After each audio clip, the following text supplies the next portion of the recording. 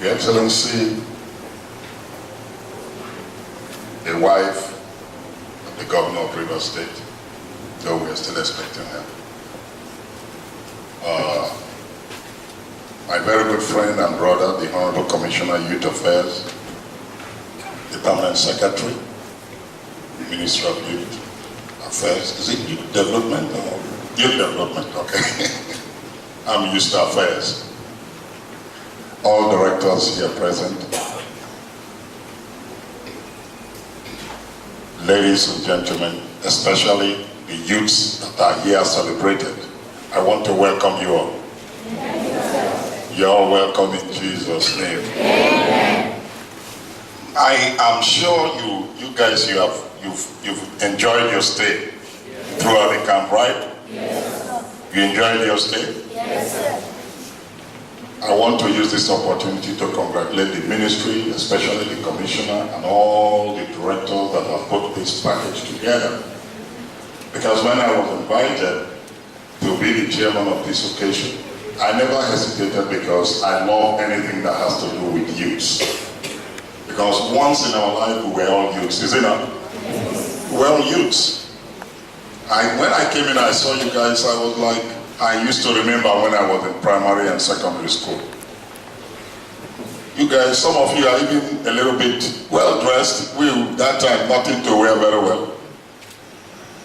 Your parents had to struggle tooth and nail. There was nothing like this. I can't remember attending any youth program when I was in secondary school. I cannot remember. I attended Stella Maris College, Port Harcourt. I cannot remember sitting like this during holiday, called a camp. But that is how it's supposed to be. And then, if you look at the topic or the theme, building the academic capacity of youths, pathway to sustainable development. It's a wonderful thing. You have to be built. There has to be training, building you in terms of academics. Is it not? Any nation without a youth or youths built in terms of capacity relating to academics, that nation is heading for the rocks. It's heading for destruction. It's not like part of our culture. Students only read to pass exams in this part of the world. If you go to other Western nations, you see they inculcate into the children how to read. They like to read books. I had my daughter in the United States. She's just 7 years old, but she has her own library. She is registered in the state library in the state we belong to, state of Minnesota in the US. In the county, she is registered. I take her almost every weekend. We go there for her to read in the library. I wonder how, if it is like that in this part of the world. If a child that does not read, you can't progress academically. You can't.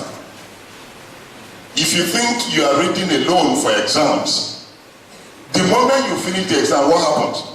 You will be shocked when they ask you questions on what you read. You may pass the exam quite well.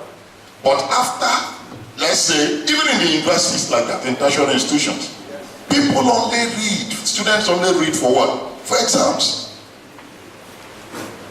And that is why after exams, when they get to year 1, year 2, or year 3, you ask them what they read in year 1.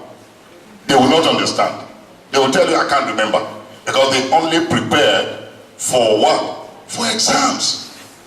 But it's not supposed to be so. You are supposed to have that. It's supposed to be part of your culture.